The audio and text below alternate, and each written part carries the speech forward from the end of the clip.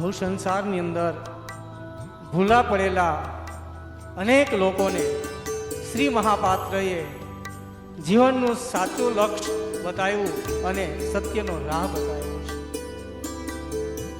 એટલા માટે કહેવું પડે કે શ્રી મહાપાત્ર કી મહિમા અનંત અનંત કિયા ઉપકાર હે। આજે શ્રી મહાપાત્રનો મહિમા ચારે દિશાઓને ગુંજી રહ્યો છે, કારણ એમનું એવું પવિત્ર જીવન, એમનું શુદ્ધ આચરણ, એમના થકી સ્વયં મહાશક્તિ આ ધરતી ઉપર આવ્યા હોય, દેવોને પણ દુર્લભ હોય એ મહાશક્તિને ધરતી ઉપર ઉતાર્યા।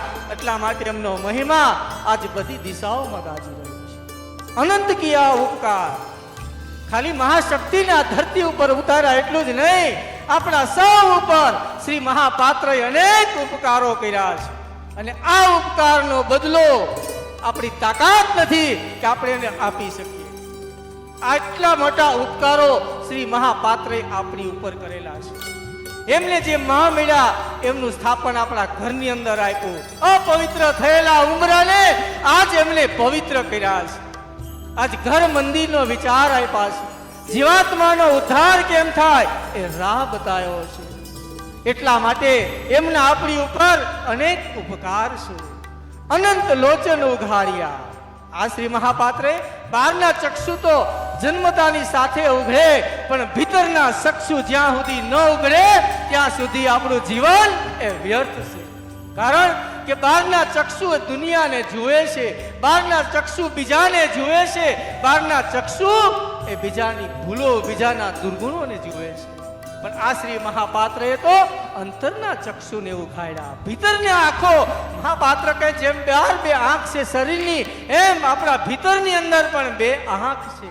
આ આંખને ખોલો, અને આ આંખ જ્યારે ખુલે ને ત્યારે આપણી દ્રષ્ટિ એ સ્વ તરફ આવે। બહારની આંખોથી દ્રષ્ટિ બીજા તરફ હોય, આ અરીસો બીજા તરફ રાખીને ચાલતા હતા, આજે શ્રી મહાપાત્રએ આપણા ભીતરના ચક્ષુને ખોલી એ અરીસાની દિશા બદલાવી નાખી કે આ અરીસો આપણી તરફ આવે, સ્વ તરફ દ્રષ્ટિ। અને જ્યારે સ્વ તરફ દ્રષ્ટિ આવે ને ત્યારે માનવને પોતાના દુર્ગુણો દેખાવા લાગે।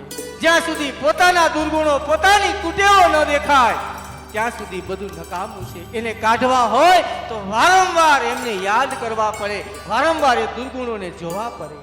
બીજાના દુર્ગુણો શા માટે ન જોવા, પર દ્રષ્ટિ, બીજા ઉપર દ્રષ્ટિ શા માટે ન રાખવી? કારણ કે એ કરવા માનવી જાય ને ત્યારે પોતાની ફરજ ચૂકાઈ જાય છે। એટલા માટે શ્રી મહાપાત્ર કહે છે, બીજા શું કરે તે મારે નથી જોવું, મારે શું કરવું એ આપણે જોવાનું છે, અને મારી ફરજ શું છે એ આપણે જોવાની છે। અને આવું જ્યારે કરીએ એટલે કે અંતરલોચન ઉઘાડ્યા, અનંત દિખાવન હાર, અને પછી માએ સર્જેલી આ સૃષ્ટિ, એમનું જે રહસ્ય છે એ અલૌકિક, એ આપણને એનો ખ્યાલ આવવા લાગે।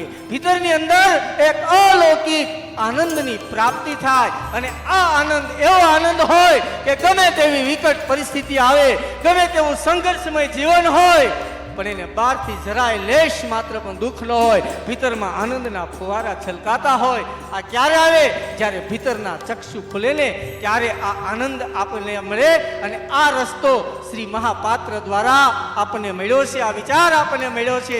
તો ભીતરના ચક્ષુને ખોલીએ, બીજા શું કરે તે નહીં, મારી ફરજ શું છે એ જોઈ આપણી અંદર રહેલા દુર્ગુણોને કાઢી અને એવું પવિત્ર જીવન બનાવીએ કે જેવા માયા ધરતી ઉપર આપણે શુદ્ધ કરીને મોકલાતા એવા શુદ્ધ બની અને જ્યાંથી વિખૂટા પડ્યા એની સાથે ફરી પાછા ભળી જાય, આવી અમૂલ્ય તક શ્રી મહાપાત્ર થકી આપણને મળી છે। આ તકને ઝડપીએ અને આપણા જીવનને આદર્શ બનાવીએ, શુદ્ધ બનાવીએ, અને મહાશક્તિમાં સત્ય સાથે ભળી જઈએ। જય મા વિશ્વંભરી।